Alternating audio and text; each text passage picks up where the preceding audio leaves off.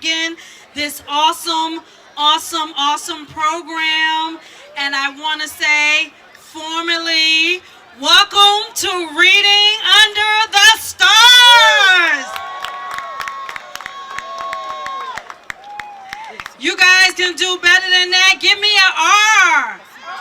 Give me an E. Give me an A. Give me a D. And what does that spell? Woo! Welcome. Families, come on out. I promise you these resources, they're going to be here the entire time. So please do not feel that you're going to miss something, whether it's face painting, books, or all the other great things that's out there. Please, do not skip the program. You're going to have more than enough opportunity to indulge. This is all for you, so don't worry. It's all for you. My name is Dr. Sharnae Brown. I'm the Chief Education Officer of the City of Newark, representing the Mayor's Office. Let's give it up for the guy that makes this all happen, Mayor Raz J. Baraka. Just giving you a quick history. Our mayor has been an educator. He was an educator first before he became a mayor. He spent 20 years. He was an elementary school teacher. He was a vice principal, and he was the principal of two schools in Newark, Hawthorne and Central High School, and he turned them all around, and he's very passionate about education. I'm the third iteration of this office. Soon as he got into power, he created the Office of Comprehensive Community Education, and that's our office of OCCE. So please, when you go to these tables, make sure you get what he published in July, and that's the 10-point literacy plan.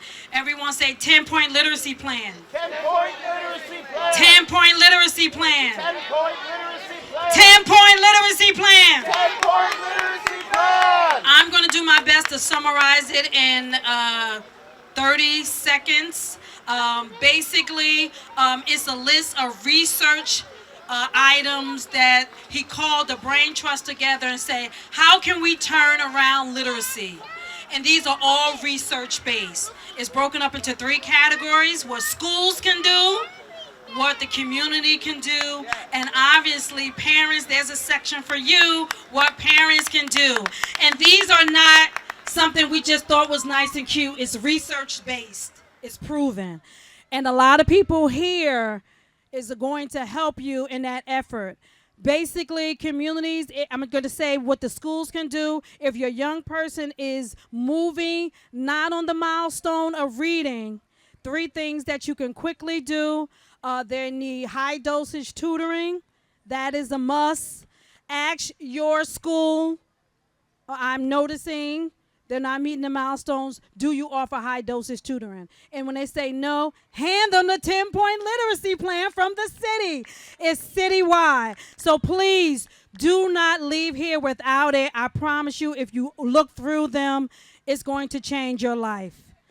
Part of the 10-point literacy plan also says build a 500-book library. Just having those books in your house and pointing to them is going to guarantee that your young person goes 3.2 more years of education. And we have to get our education. I am born and raised in Newark, and so I always say I was able to get my doctorate. I have a Newark education. I went to Madison Avenue School, Maple Avenue School, Weequahic High School in a house.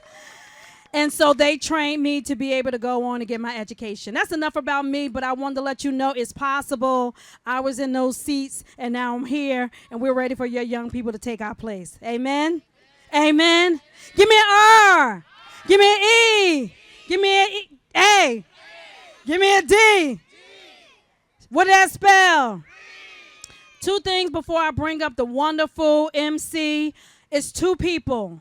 We have a small office, but do not be afraid of small numbers, because we're small, but we're mighty.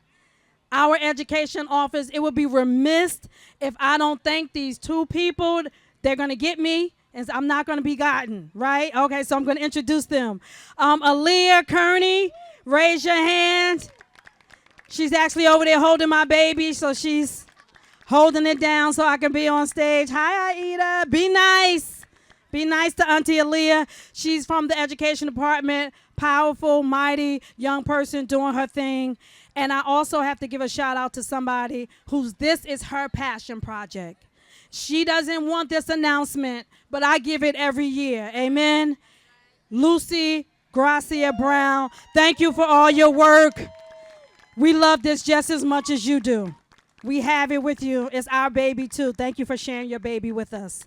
And so I just want to thank so many great people, our mayor. But I'm going to bring up the host, and she's going to do all the great announcements and bringing up all our partners. I see the library is here. McDonald's is here. Thank you, Zabriskie, for being here. So many partners. I'm not going to do it because of Adriana Dorian. She's going to do it, and she has the list. So she's not going to miss a name. Amen.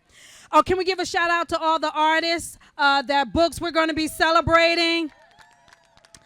Thank you. Keep on writing. We're not just building readers, we're building authors.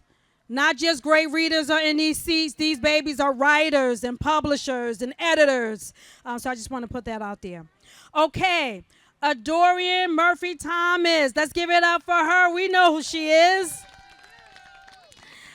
She's going to be our MC for this wonderful event. She is the founder and CEO of She Wins, a leadership and mentoring organization for girls. She was born and raised in Newark, New Jersey. She made history at 23 years old, being the youngest woman ever elected to the Newark Board of Education in Newark, New Jersey. She's recently made history yet again. Come on, we like history makers. She was elected as the Essex County Board of Commissioners, where she is the youngest serving member. Let's give it up. That's twice. There's so much more. She was also recognized by President Obama, the White House, as the champion of change, Glamour magazine of College Woman of the Year. I have to do this one. NAACP Next Generation Leadership Fellow.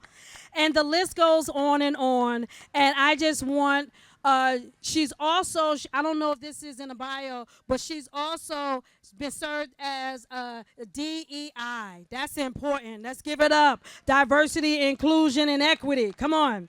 Let's give it up for Adriana Dorian, Murphy, and Thomas. And thank you so much for your leadership. And thank you for being our MC of Reading Under the Stars. Let's give it up for her. Boom, boom, boom. Is it on? Is it on? Make some noise if you got some readers in the house. Hold on, Dr. Brown. They could do better than that. I said if you are a reader and you're proud, say it loud. Make some noise for yourself. That's right. Now, if you are the parent, grandparent, Theo, or big brother, big sister of a big, voracious reader, make some noise for yourself. One more time so they can hear you all the way in the back.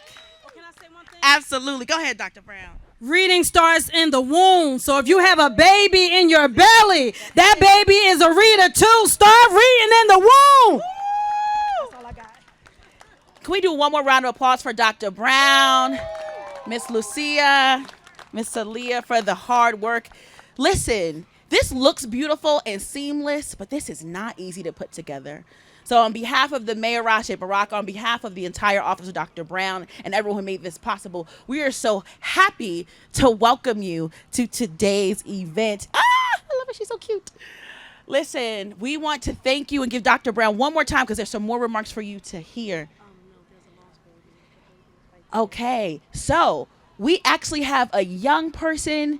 If you're missing or looking for your baby boy or girl in blue shorts, Hay un hijo o hija. Okay, the mom is there. Thank you. Oh, hallelujah.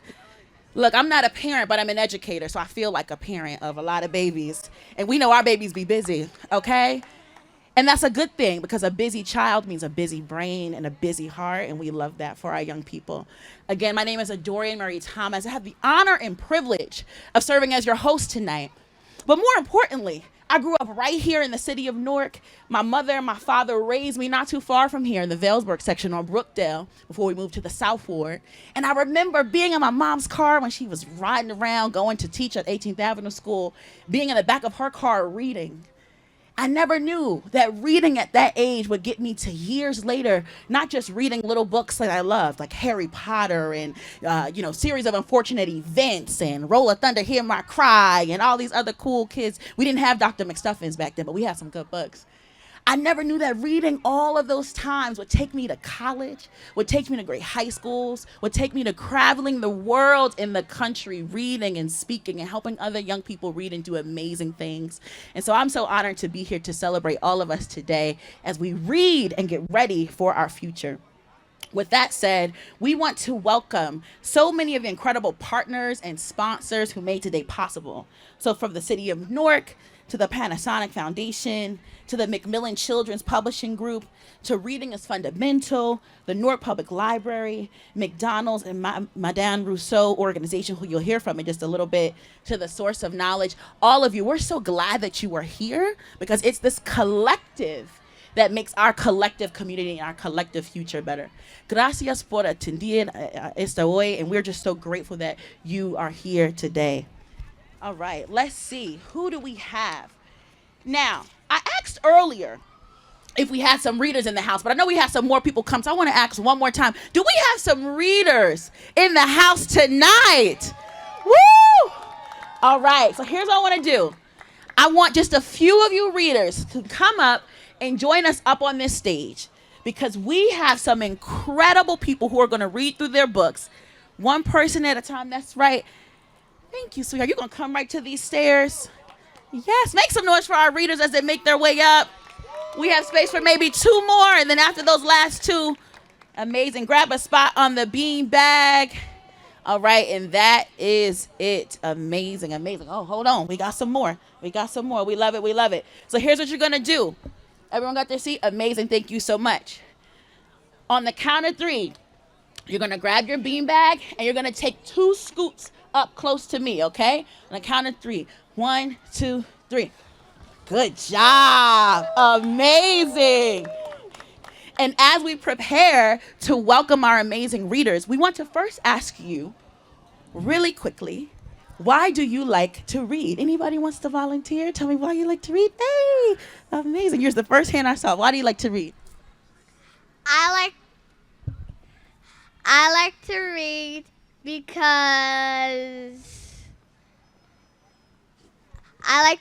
because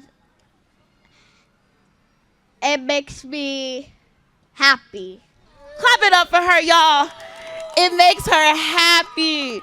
And we have so many other great readers. Okay, you're the last hand. Okay, we're going to come to everyone else throughout the evening. But tell us why you like to read, okay? I like to read because it makes me smarter. It makes her smarter. And were the other people, were you going to say the same thing, similar things, right? Okay, good. So we're going to come back to you so we can hear from you later. So we have some incredible authors here today because they know that reading makes you happy. It makes you smart. Yeah, grab a seat, mama. And what we wanted to do was make sure we didn't just give you really great books, but we gave you the people who wrote the books to sit right here with you and read with you. Isn't that cool? Yes. So first up, without further ado, we are going to welcome none other than Miss Stulani Thomas. And what you guys know, because you're great readers, is that when you're listening to someone read a book, what do? You sit there, and what else do? You do it. Say it one more time. You listen. So Miss Tulani Thomas is going to come up and read you a book. Let me tell you about Miss Thomas. After 3 years of providing business advisory services and practicing corporate law, she decided to blend her corporate experience with her passion for environmental sustainability. She founded Tutu's Green World to address sustainability issues in various platforms, including school curriculum, environmental advocacy, and by writing 2 children's books, Soil Magic and Tutu Goes Green. She's going to bring forth the message of sustainability for her book, Reading, titled Soil Magic. Make some noise for Miss Tulani Thomas. Woo.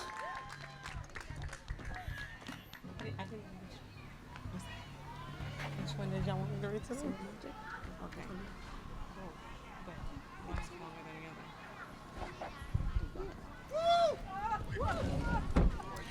Thank you so much for having me. I'm good. I'm good. Oh, in the middle? Okay.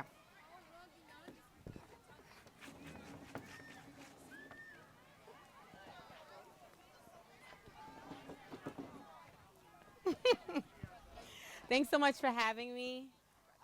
This one. So you can hear me just fine? Like that? Okay. Oh, yeah, I hear you.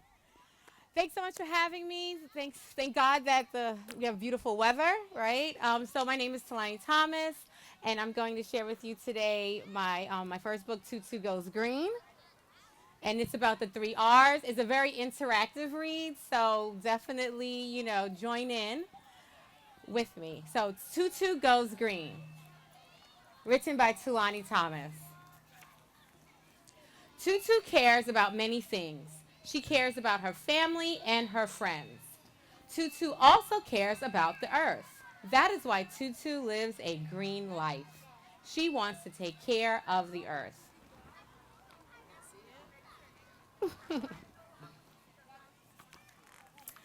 Now I want to hear you. Recycle.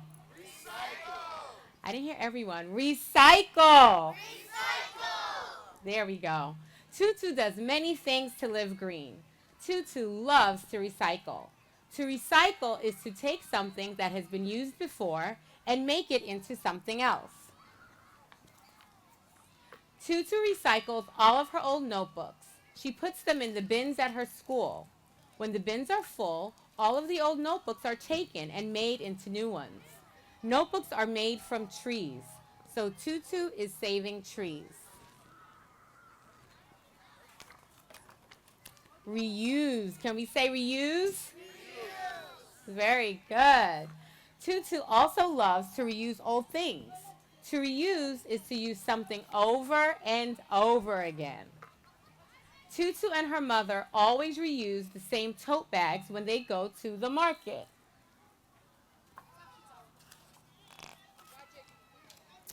Tutu reuses old soup cans too. She draws pretty pictures on paper and glues the pictures onto the cans. She uses the decorated cans to hold her pencils and markers.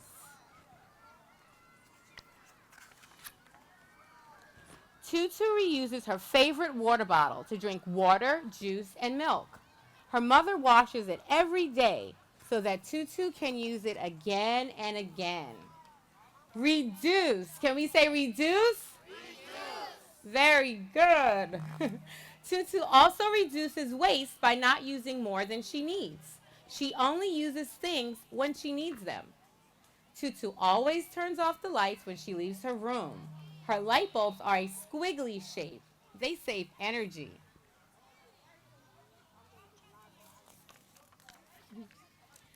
Tutu reduces waste by turning off the water when she brushes her teeth.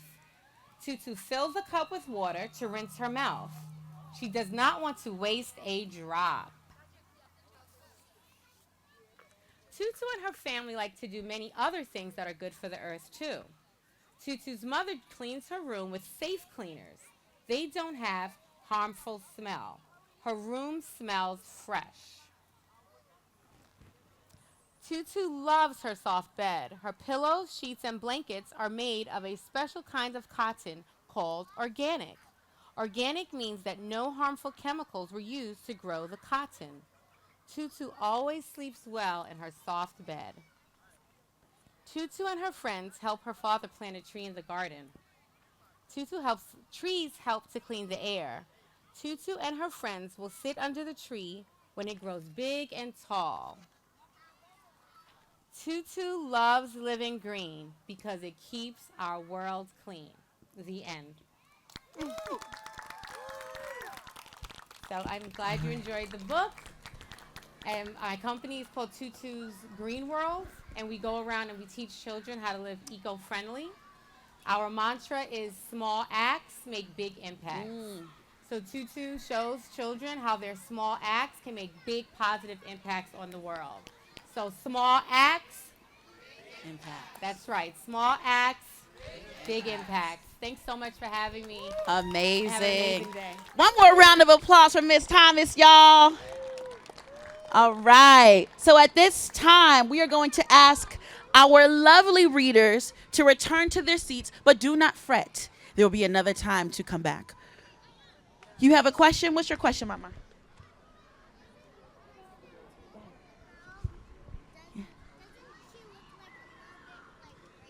Ooh, Miss Thomas, this one's for you. Say that one more time, sweetheart. Doesn't the girl look like Gracie's Corner? Yeah. So Gracie's Corner, people know that show, right? Yeah. So yes, she does. So in that book, Tutu was about your age. And now Tutu is this age. Yep, Tutu was like 6 in that book. And now Tutu's like 10 or 11. So in this book, she works with her government. She works with her mayor to compost. I can keep this? They're giving them out in that book, in that table over there. And the ones on the table have stickers. Oh, wow. Uh-huh. My face painted. Okay. You can do it all. Thank you. Thank you for those marvelous questions. Make some noise for our young people who are questioning, who are curious, who have amazing things to offer the world. Without further ado, it is my honor to bring up a woman whose service, whose dedication to the young people here in Newark and in communities like ours make sure that all of our brilliant readers, like the young people we see up here today, like Tutu in the book, continue to have opportunities to thrive. Miss Hilda Eunice Burgess was born and raised in Washington Heights. Oh, before I get to Miss Hilda, who you'll actually hear from in a little bit, because she absolutely does all those things to make sure young people thrive, I want to introduce the Madame Russo family. Folks who have been strong supporters of Reading Under the Stars for the past 6 years by providing food from their McDonald's restaurants from their North Jersey locations. Anybody had McDonald's so far today? Wasn't it good? Anybody had a good Happy Meal? Who saved me one? I ain't see nobody save me one. She did. Thank you, sis. But listen, we're so honored to welcome the Madame Russo family today because they've been leaders and philanthropists in making sure that the legacy of folks like Roberto Madan, the family patriarch, who established the Hacer Foundation, which has awarded millions of dollars, not thousands, but millions of dollars, although we shout out to thousands too, of corporate foundation awards to make sure that college-bound students across the country are able to not just get into college, but to go. I see you, Minister Councilwoman Roundtree. How you doing, Queen?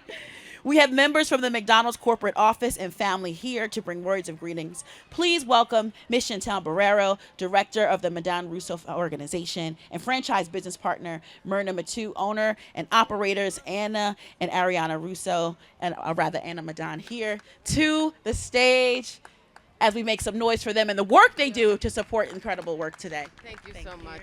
And we have a Happy Meal for you. So don't worry. So I won't take a lot of time. Good afternoon, everyone. Buenas tardes. My family and I own the McDonald's on McCarter Highway. We built it 40 years ago. So we are proud Newark community members for 40 years. My dad started the business. I'm a second-generation owner. My daughter Ariana is a third-generation owner. And this is Chantel over here. So we're so happy and honored to be here. We love bringing you our McDonald's, but really what we love being here for is to reinforce the message of reading and the importance of reading. As Cuban-born immigrants to this country, my parents came here with nothing, but they brought their education. And they taught me to read, and I'm an avid reader. I love to read, and when I was little, we didn't have a lot of money, but my parents would take me to buy a book, and I would read it before we got home, and my mother would be like, read it again. And like, you have to read slower. So I encourage all of you to teach your children to read. Kids read because you can learn so much. You can go places that you never even knew existed. So to all of you from the mayor's office, Lucy, Dr. Brown, everyone here, thank you so much for what you're doing for us today and for our future, because this is our future. So I just wanted to shout out to one of the girls that was up here. This was all full, and one of the girls moved over and said to one of the other little girls, come sit. And so I think that's what we need, is to remember to be kind to each other. So God bless you all, and have a beautiful evening. Beautiful heart, beautiful outfit, and beautiful legacy. One more round of applause, everyone. Yeah. As a kid, I remember growing up in Newark, someone said to me, my goal is to make it out. When I become successful, I want to make it out. And that never sat right with me because my mother said, when you make it, you stay and you make your community better and you give back to your community just like folks in your community have given to you. So to Ms. Russo, to the entire family, we're grateful for making sure that you continue to give back. And when we look at these readers right here, we see the next franchise owners, we see the next authors, we see the next creatives, business owners, artists. That is Newark, that is our young people, and each and every one of you here today are part of that legacy. Thank you so much. Without further ado, I'm so honored to bring up first, do we have any more volunteer listeners who want to come and sit on our beanbags? Any more volunteer listeners? Okay, all right, next time we'll bring y'all up. But we have, without further ado, none other than Dr. Ismie Williams. Dr. Ismie Williams is a pediatric cardiologist and scientific researcher who practiced and taught at Columbia University Medical Center for 15 years. Let me back it up real quick, because I don't want this to be missed. Now, we know Gracie's Corner. We know Gracie's Corner. Yay. Woo, shout out to Gracie's Corner. Right? We know Dr. McStuffins. Woo, shout out to Dr. McStuffins. That's right. Dr. McStuffins is based off people who are also real doctors, right? Doctors in the real world who save lives. Let it not be lost on us that this next author is not only a doctor who saves lives, is not only a doctor who does research, but who has written several award-winning children's books about multicultural characters that pack an emotional punch and resonate with the themes of representation, empathy, and connection. She will be reading Abuelo, The Sea and Me. Please join me in welcoming Dr. Ismie Williams for this incredible reading this evening. Thank you so much. I am so honored to be here today. Thank you to everybody who made this event happen. As everyone who here knows, books are important, stories are important, and keep reading to your children.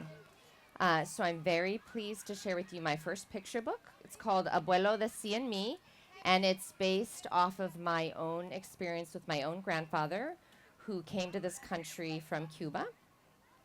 And, well, you'll see, but so it's a story about a little girl and her grandfather as they go to the beach across different seasons and how she learns a little bit about his life back in Cuba as he slowly opens up to her. And I also want to give a big shout out to my illustrator, Tatiana Gardel, who is from Brazil, and she incorporated her own story with her own grandfather into the making of this book. And I'm very grateful for her illustrations. So who out here among the young readers, who likes to go to the beach? Anyone?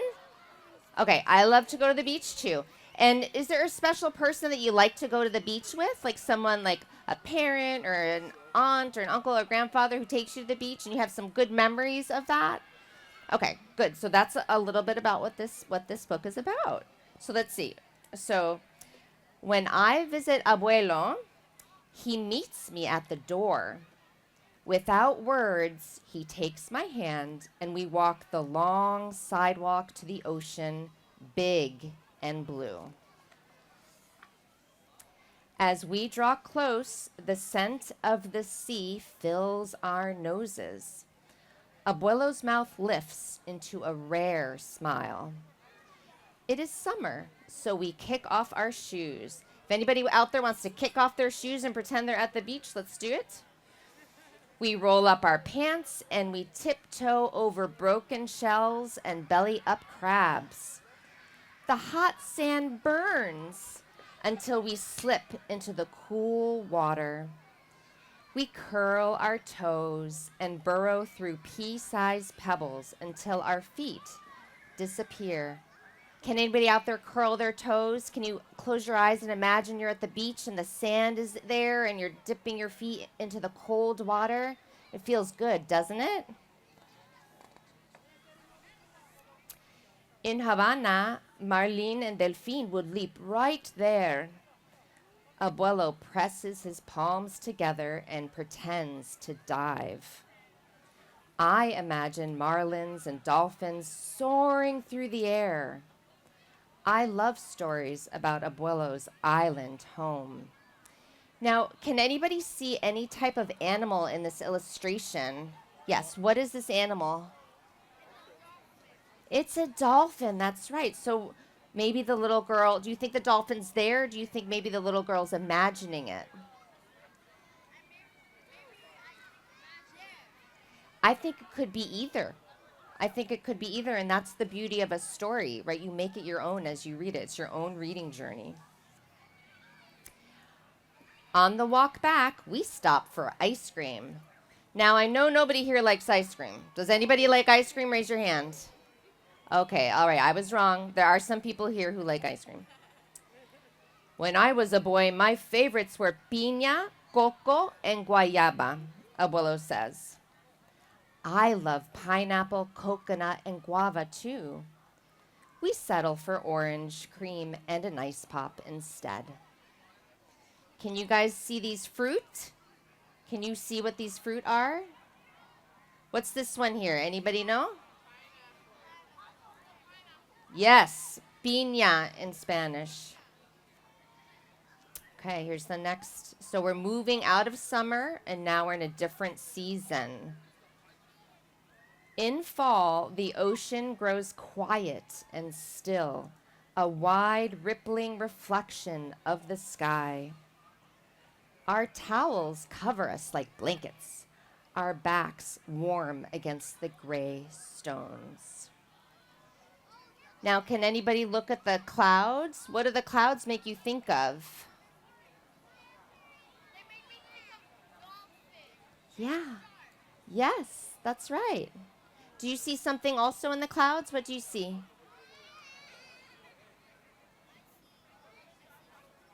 Yeah, that's right.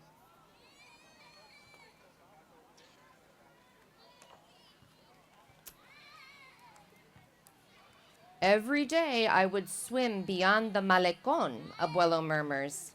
I shield my eyes against the glare as I count the long line of rocks that march into the waves. Abuelo was that strong. I won medals, ¿sabes? Can I see them? I ask.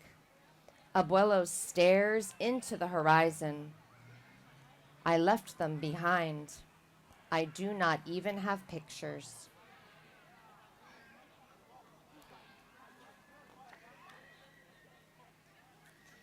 Geese chase the vanishing sun south toward the island Abuelo fled. I nestle into the warmth of Abuelo's side. Some of his memories make him sad. Maybe someday I will win a medal, I whisper. Abuelo kisses my head. Seguro you will.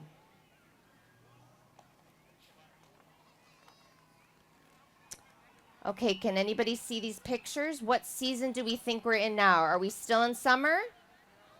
Are we in fall? What season are we in? Yes, and how can you tell?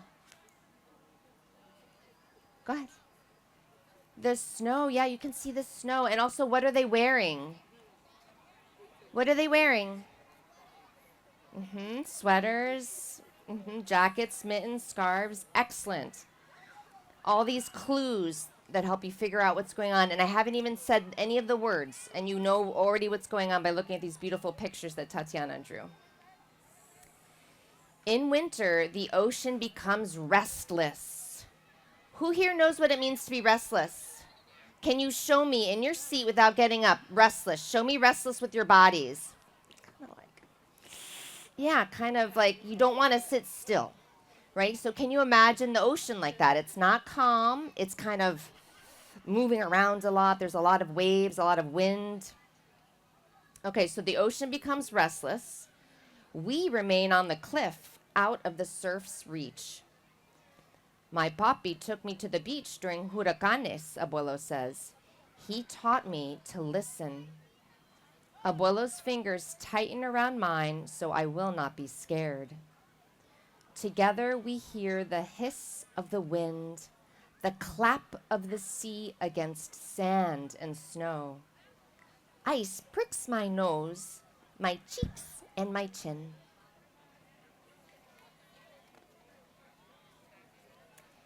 I never saw snow growing up, Abuelo murmurs. Really? I study the crease between his eyes. We had palmeras, sand, y sol all year round. Abuelo misses the sun, I think. I watch him push stray silver strands off his forehead.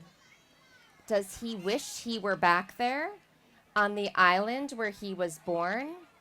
Okay, so now I need one volunteer to come up and look very carefully because there's a very small detail in this illustration that I need you to explain. The girl in the fireman's cap, come on up. Because I don't think everybody in the back can see this, but this was Tatiana's idea and it's so brilliant. I want to make sure the audience sees it. So come on up here. Now, we're looking in Abuelo's eyes. What do you see? What's drawn there in his eyes? Really faint. What are those things? A tree. It's a tree. Do you know what kind of tree? Do you think maybe it's a tree on an island? Yeah, I think that's a palm tree. So in Abuelo's eyes are little palm trees. And now, what's in the little girl's eyes? Who's that? That's the abuelo. And so in the little girl's eyes, there are tiny little pictures of abuelo.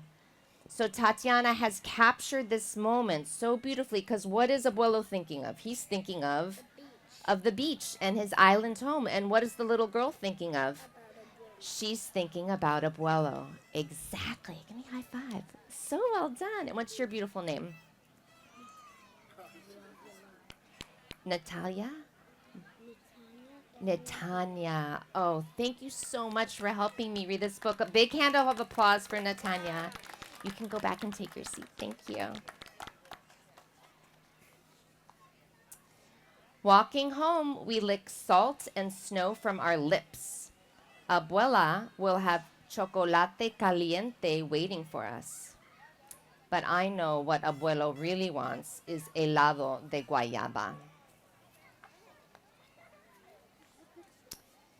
In spring, different season again, the ocean settles. Abuela packs us a picnic. The coats and hats and gloves Abuela makes us wear keep us warm.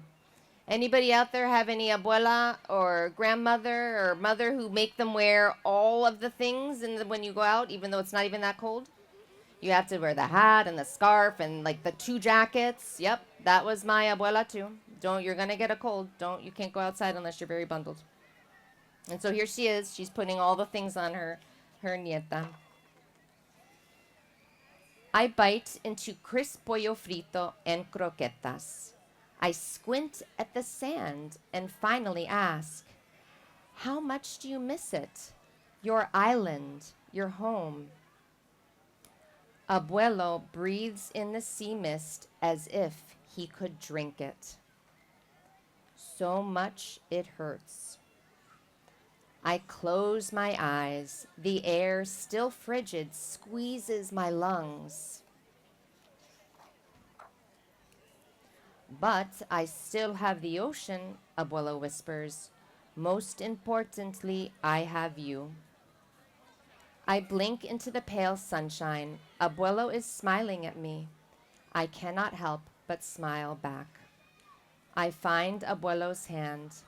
My palm, now a bit bigger, fits more snugly inside his. I help Abuelo to his feet. I keep my hat and gloves, but I kick off my shoes. Abuelo does too. I sprint for the water. Abuelo follows as quick as he can. We don't care that it's as cold as ice. We are the only ones on the beach. It is just how I like it, just how it is meant to be. Abuelo, the sea, and me. The end. So that's the end of the story. Thank you guys so much for being such a great audience.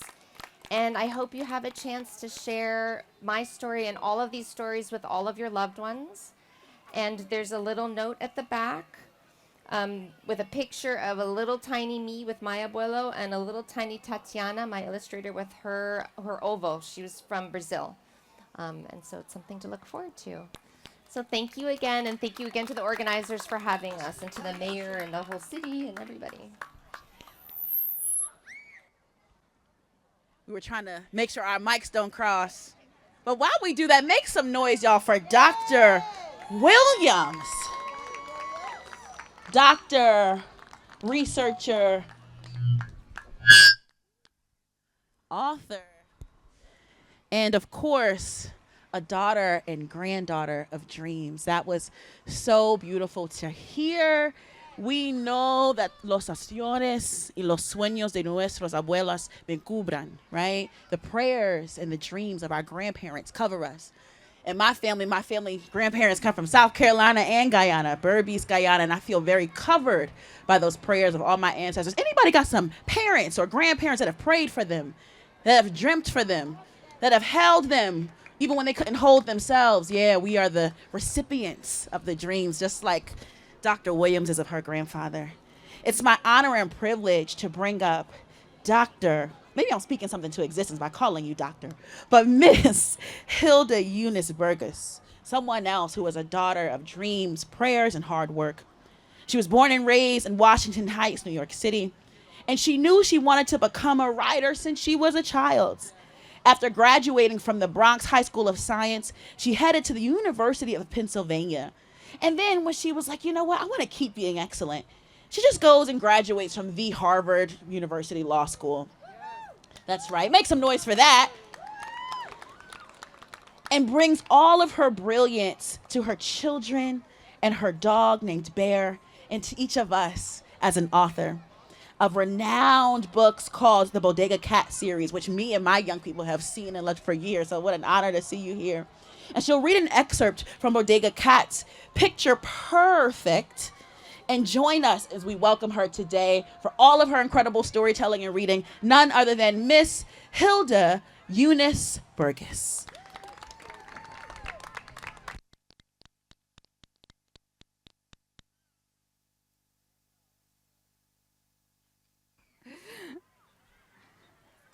Thank you. Oops.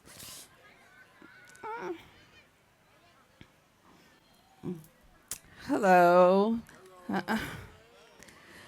So I'm the author of this book, Bodega Cat's Picture Perfect. It's the first in a 3-book series about bodega kids and their newly adopted furry friends. And this book is written in 2 points of view. So you have one chapter written from the perspective of the cat, whose name is Lolo.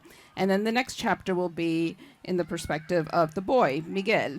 So I'm going to read to you the very first chapter, which was written by Lolo, the cat. And it's called Loner Cat. I dig my claws across my belly, behind my neck, under my chin, but the itching won't stop.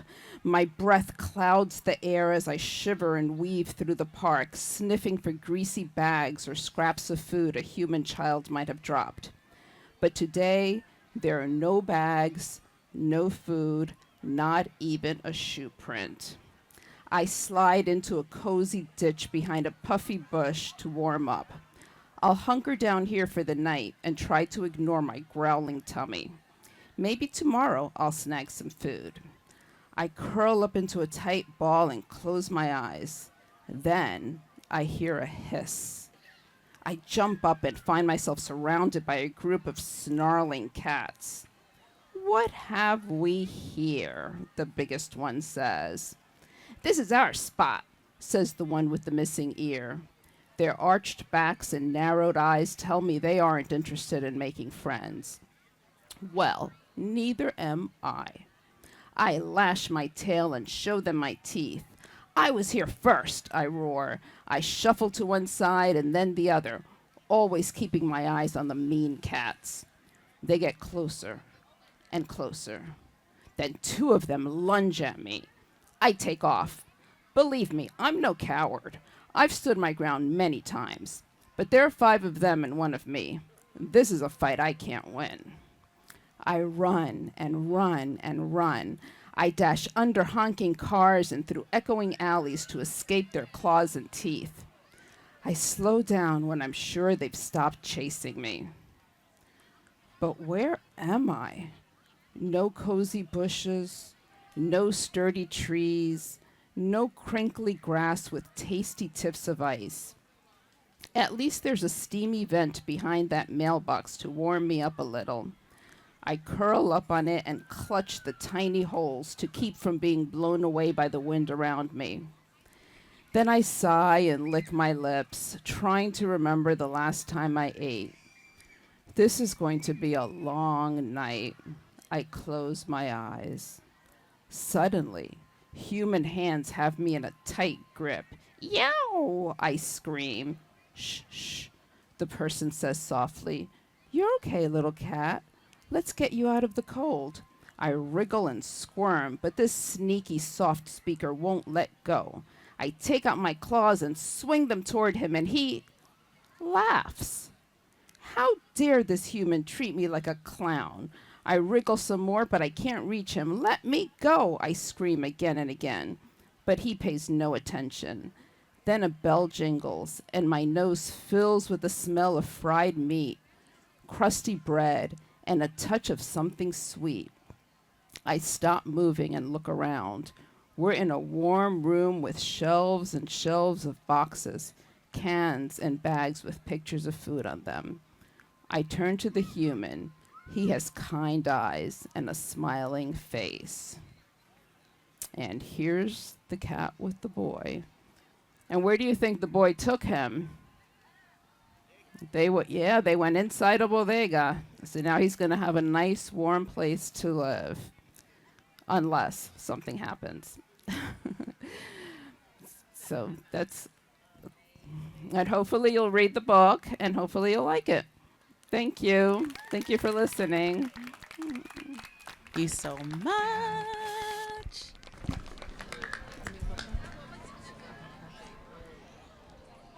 So if you live in Newark, you've probably been to a number of bodegas or corner stores, right? Yeah. Anybody see some fun little cats when they're out there, or fun little, yeah. Thank you so much. One more round of applause for that incredible book that tells us about the story, not just of us when we're in the stores and looking at the beautiful furry cats, but the cats and the animals around us who have thoughts and ideas and feelings too.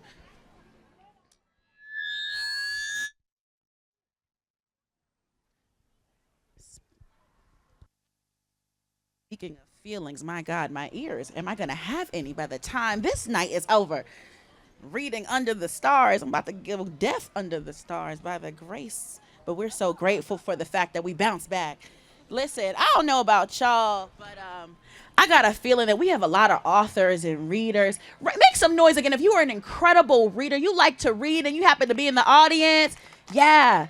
Anybody like to draw or do math or do science? Anybody like to create new ideas and invent things? Yeah, that's right. You guys are all amazing, and all those aspects of who you are beautiful and brilliant. Every single author that we've brought up and that we're bringing up, they're good, just like you, at many things, at many, many things. And it's so important to continue to do that. We are so honored to bring up our next reader, none other than Miss Denise Rosario Odesi, whose personal mission is to exhibit possibilities and portray different worlds to amazing young people like you. As the executive director of the Bronx Children's Museum, she sparks the imagination by exposing children to the arts. When writing children's books, she draws from her experience as a preschool director and former child. And by the way, all day, all the readers have been up here. They've been interacting with you, asking you questions, and you've been answering. So all the amazing brilliance that you're giving us, we're feeding off that. We're feeding off that. And as you'll see from Miss Odesi, although her children are big and they've grown up, she remains a child at heart. Please join me in welcoming the author of Cesaria Feels the Beat, Denise Rosario Odesi. Make some noise, y'all. Hi, good evening. My name is Denise Rosario Odesi. I am the author of Cesaria Feels the Beat. I am the one who wrote the words that are in this book. And the illustrator, the person who drew all the pictures, her name is Priscilla Soares. My main character is deaf in my book, And the way you clap for someone when they are deaf is you do this with both hands. So after I read this book, I would love it if everybody did this instead of clapping. So are we ready? Okay, so sometimes when I'm in front of a lot of people, I get nervous. And my heart goes ba-doom, ba-doom, ba-doom, ba-doom, ba-doom, ba-doom. And then I have to take a big deep breath in, out. Can everyone help me be a little less nervous? Can you help me breathe in and out? Oh, I feel so much better. Thank you so much. So give yourselves a round of applause for helping me with that. Perfect. So there's going to be a couple words in here that I'm going to ask you to repeat. So I'm going to show you a couple of words in sign language. You're going to see the word no. Can everyone, you take your 2 fingers and go like this, and this is how we say no, no. And this is how we say shoes, shoes. So when you see me say no shoes, you'll go no shoes. We'll also at the end say thank you, thank you. And you'll also hear the word feel, feel. And the main character in the book is dressed like a peacock. Can I show you how to say the word peacock in sign language? So you put out your high five, and you take your pointy finger like this, and you put the pointy finger in front of your high five, and you go like this. You bend your pointy finger, and this is peacock. Peacock. So whenever you see someone in the book dressed like a peacock, what are you going to do? You guys are good. You've learning no shoes, you learn thank you, and you've learned peacock. So without further ado, I'm going to read you my story. Do you mind if I stand? Okay. Thank you. Thank you. So Cesaria feels the beat. She twirls barefoot in the grass, sand and dirt. She points her toes in the wind. She sings lyrics with her fingers. Why do you think she sings lyrics with her fingers? This is how she talks, with her fingers. She raises her palms to the sky, to the birds, to the clouds. At the end of her routine, she faces the waves and bows. Seagulls clap, the ocean nods. Are there any seagulls here? Show me how seagulls clap. Yes, seagulls clap. But Cesaria claps like this, remember. Ready for the Seaside Carnival celebration, Cesaria skips down to the bandshell to join her dance team. The marina is filled with floats, musicians, and dancers. So I'm originally from Brazil, and this is how Carnival looks like. It's very colorful, and we dress up, and we have a great time. As masked friends flood the beach and move towards the stage, Cesaria dresses for her performance. She puts on her tutu, feathers, and headdress, but not her shoes. How do we say shoes? But not her shoes. She primps her plumage and signs perfect. So what is she dressed up like? A peacock. Let me see all the peacocks. Look, you guys are so amazing. You know how to sign peacock. Louise, the show director, shouts, 5 more minutes, everyone. Let's put on our shoes. No shoes, Cesaria signs after reading his lips. But all the dancers wear shoes, he says. It's part of the costume. But peacocks, where's the peacocks? But peacocks don't wear shoes, Cesaria motions. Only because they don't make shoes for peacocks, Louise says, and gives her a pair of shoes anyway. Does she look like she wants to wear these shoes? No shoes. Yes. Cesaria shakes her head and runs to the field to hide, leaving the shoes behind. No one understands, she whispers, while sitting in the high grass. Mud oozes between her toes. Slippers of dirt form between her feet, over her feet. Come back, everyone waves and wails. We're on soon. Cesaria shakes her head and runs further towards the shore. No. So how we say that? No, she signs. She marches in tune with the pulse of the ocean. The earth radiates its heartbeat through her bare feet. The tempo tickles her toes. She moves to the music only she can hear. Cesare prances like a peacock. She dances like a peacock. Then she takes a stance just like a peacock. Very good. Peacocks wear no shoes. So peacocks, no shoes. You did a great job. I love this. I love this. She signs. Cesare struts back to the festival, but I can't let down my pride, she decides. A pride is a group of peacocks, and also her own pride. At the tent, Louise asks, "Do you still want to dance with us?" Cesaria nods and steps into the shoes. She frowns. The earth feels still. Does she want to put on her shoes? No, no shoes. There's no tempo to tickle her toes. She squirms and shuffles onto the stage. She looks so sad. When the curtains rise, the troupe points their toes. Cesare stretches her palms to sign, but her fingers freeze. Can you show me how your fingers freeze? Freeze. She stares at the crowd. The mass stare back in silence. Her hands shake. Her heart races. Ba-doom, ba-doom, ba-doom, ba-doom, ba-doom, ba-doom. But then a sea breeze moves over her skin. She sways to the music that only she can hear. She takes slow, steady breaths. In, out. In, out.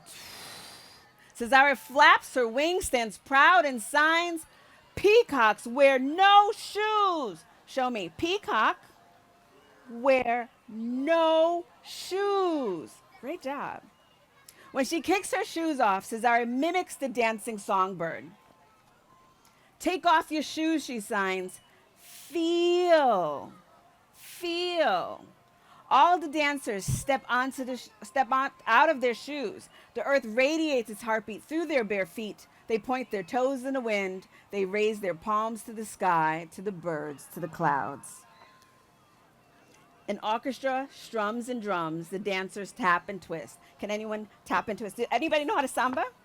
That's how we samba in Brazil. At the end of the routine, they face the crowd and bow. The cheers radiate through them and into the wind. "Thank you," Cesaria signs. "Thank you." And how do we say claps?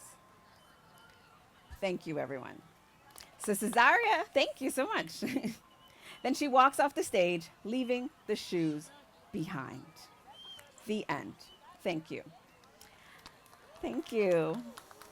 So Cesaria is based on my cousin. So I grew up with a cousin who was deaf, and the way she felt the music was through the vibrations and the rhythms. And so this book is dedicated to my cousin, who sometimes struggled to connect with people in my family. But I wanted to make sure she saw herself in the story. And so Cesaria, her real name is Cara.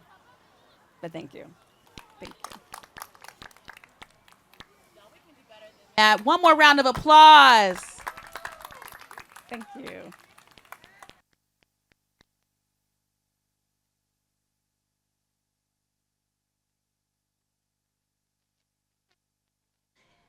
Now, if we had more time, Miss Aduse, I would ask you to show us a little bit of that Brazilian samba, because I know y'all don't play. Had the chance of visiting Salvador some years ago, Rio, a lot of beautiful places in Brazil, and what a gift for Cesaria and the story of your cousin to be with us today. How many people know that the two most fastest growing populations of languages in this country, besides English, are Spanish and American Sign Language? I'm going to say that again. The two most important languages in this country to know, as far as who are using them the most, are Spanish and American Sign Language. It is so important that we continue to learn the languages that allow us to communicate with a wide variety of people in our world, in our society, because when you can communicate through the heart, and that's what matters the most. It is my honor and privilege to bring up someone who also does a beautiful job of communicating through the heart and through the soul. This brother, Gary Campbell, is a multidisciplinary artist and creative visionary with an impressive array of skills in photography, filmmaking, writing, illustration, music, and YouTube content creation. His photography often incorporates a journalistic approach, while his landscapes and cityscapes reveal color and composition. He is the author of a published book, a YouTube series, a sound art creator. I want you to join us in welcoming the incredible artist, Gary Campbell, who will be reading I Am Every Good Thing. One more time, y'all. You can clap that way or this way, as we learned too. We've got multiple ways of showing love to this brother and the incredible words he'll share with us on today.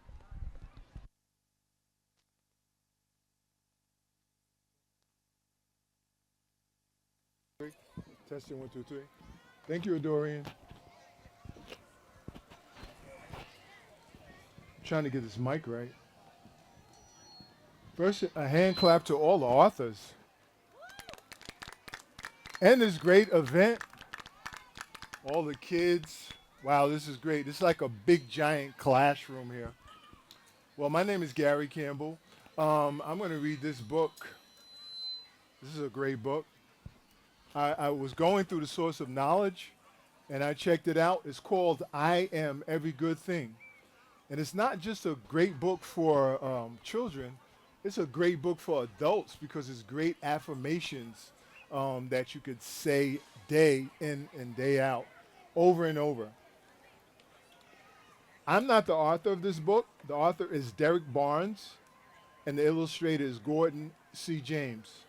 Now, you may see a young man on here, but this applies to young ladies as well. I am every good thing. Somebody tell me, what do they think this book is about? This young lady right here? Yes?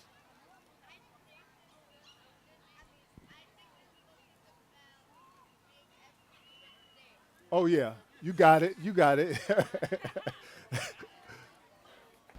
I am every good thing.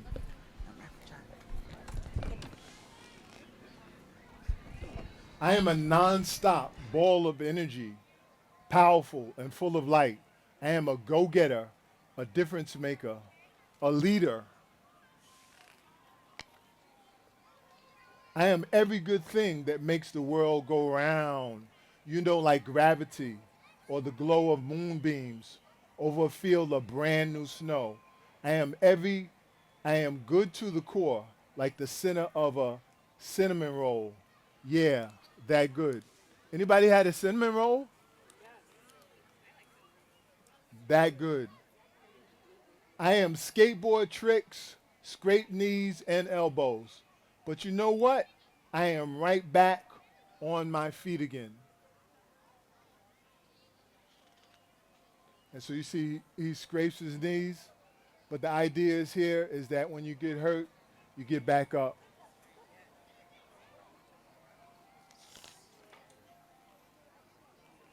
I am eye open, one eye closed, peeking through a microscope, gazing through a telescope, checking out the spaces around me and plotting out those far off places I have yet to go, but will. He's an explorer. He's searching. He's looking. He wants to know more about life. I am a gentleman and a scholar. I am kind and polite, like, yes, madam, and yes, sir, helping my grandmother cross the street and saying, bless you, when a stranger has to sneeze.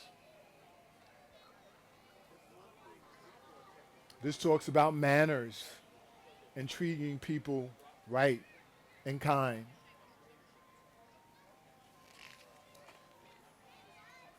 I am a cool breeze, a perfect paper airplane that glides for blocks, for miles, forever.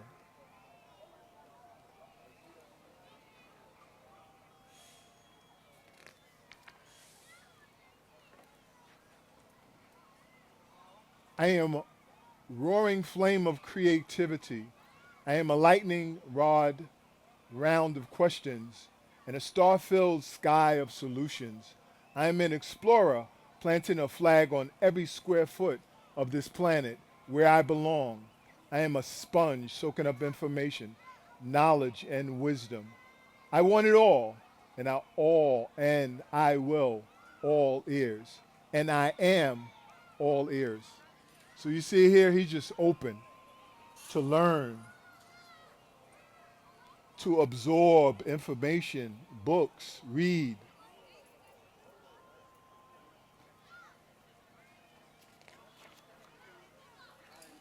I am Saturday mornings in the summertime. I am 2 bounces and a front flip off the diving board. I am hilarious. I am the life of the party. I am that smile forming on your face right now. Talks about having fun, enjoying life with other people in different places and different spaces. He's every good thing.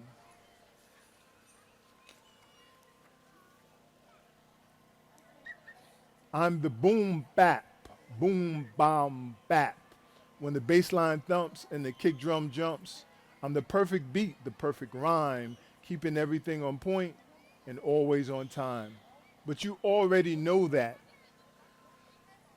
This talks about rhythm and beat and music and timing of life.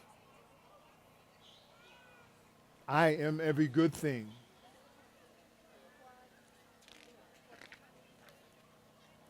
I am a grand slam, bases fully loaded. I'm a nasty 2-handed dunk, holding on to the rim, just to remind you that I'm still the man. Believe that. I'm the undisputed champion. I'm a highlight reel of magnificence. I'm the celebration, the applause, and the standing ovation. I am victory. Talks about winning, believing in himself.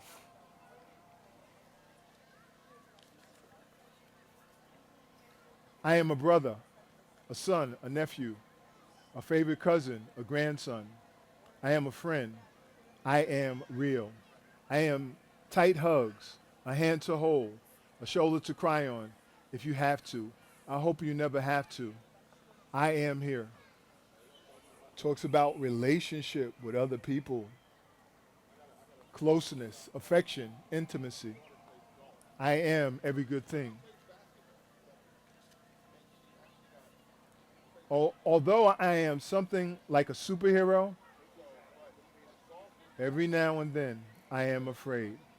I am not what they might call me. I will not answer to any name.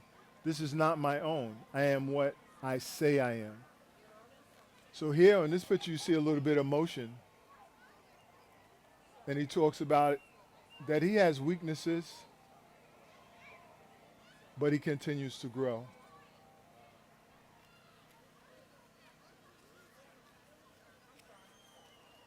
I am that sound in the forest when the mighty tree falls. I am waves crashing gently on the shore. I am a force of nature, a miracle, a blessing. This talks about life, just the beauty of life. I am brave. I am hope. I am my ancestors' wildest dreams. I am worthy of success, of respect, of safety, of kindness, of happiness. Here you see he is talking about the history and those that have gone before him and been great things or every good thing. And without a shadow of a doubt, I am worthy to be loved. I am worthy to be loved. I am every good thing. Great affirmation. Thank you, thank you, thank you.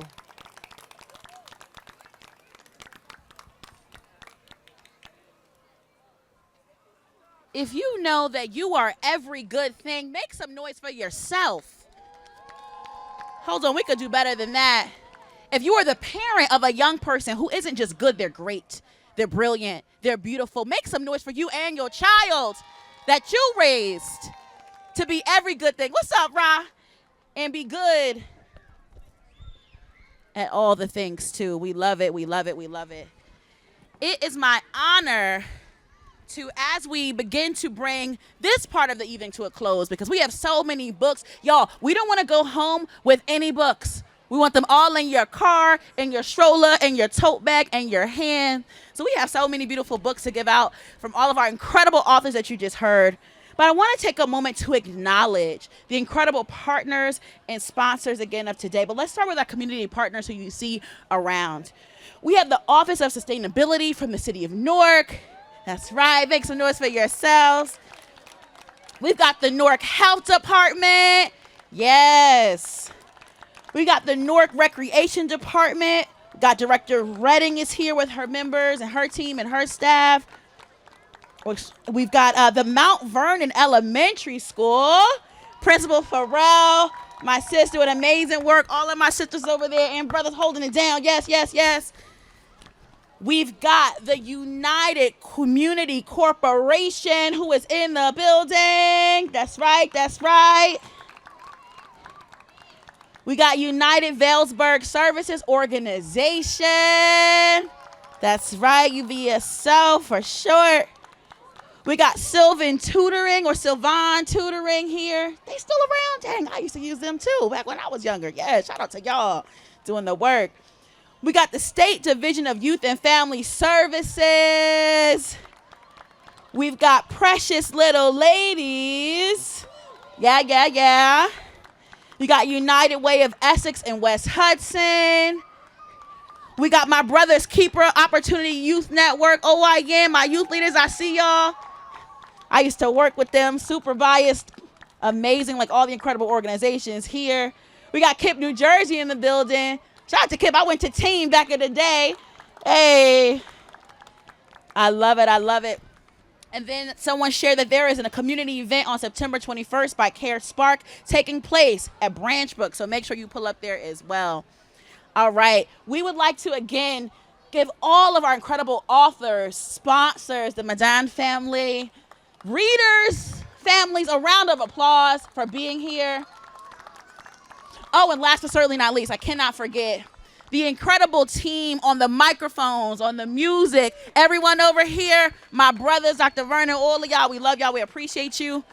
And listen, to the staff of this incredible park, a park that I spent a lot of time in as a kid. My grandma lives around the corner, so I still come around here every now and then on Marsoc.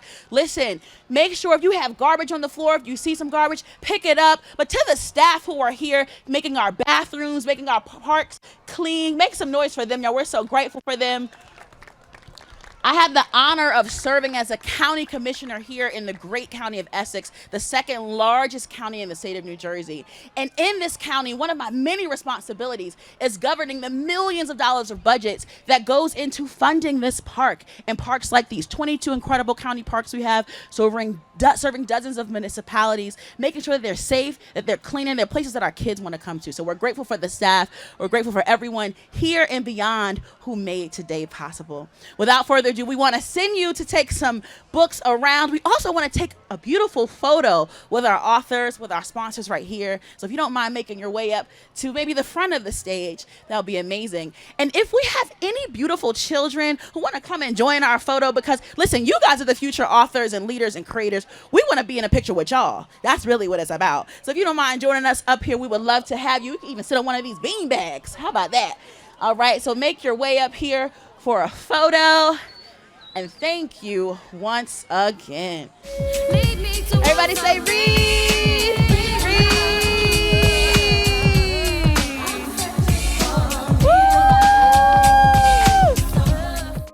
When I was a little girl, I believed in fairy tales. I wished my toys would come to life and that my stories could be real. Then through all the noise and confusion, I believed it was all an illusion. The world had faded black and white, nothing seemed to be right.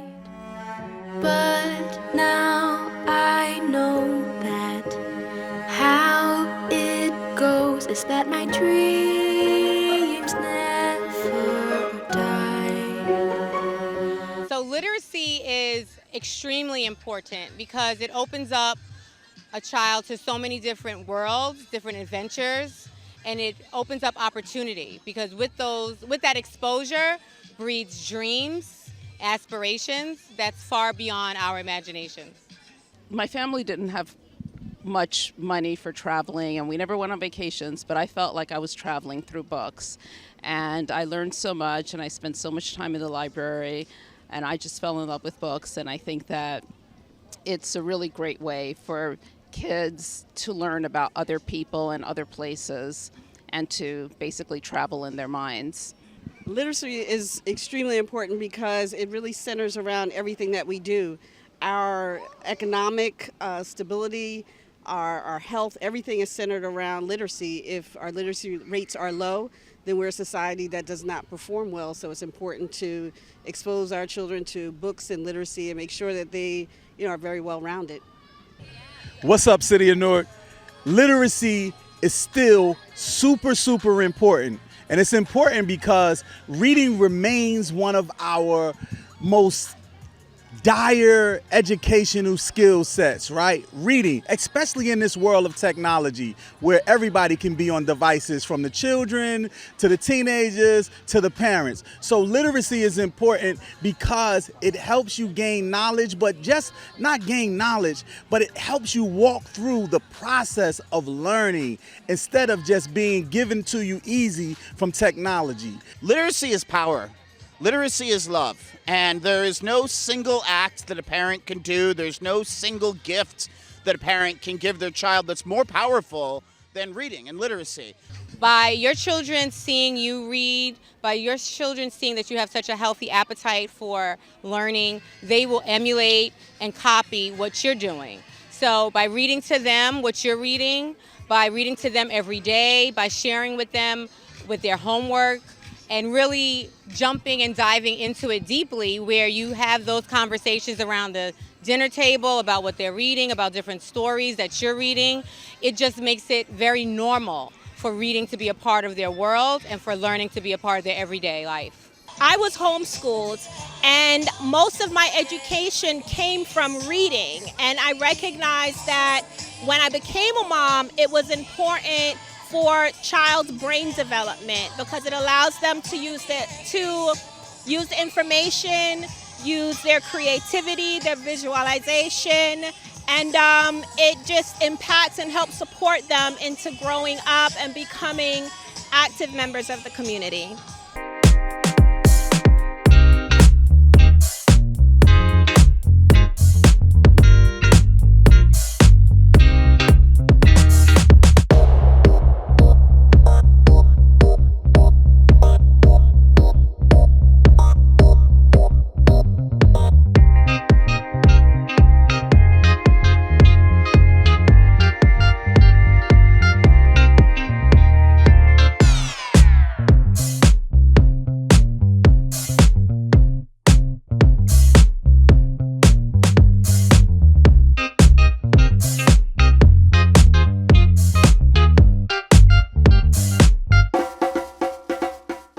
It's extremely important to have these types of events throughout the city to expose everyone to all the community resources that are out here, the books, and the special treat you get to meet live authors in person today.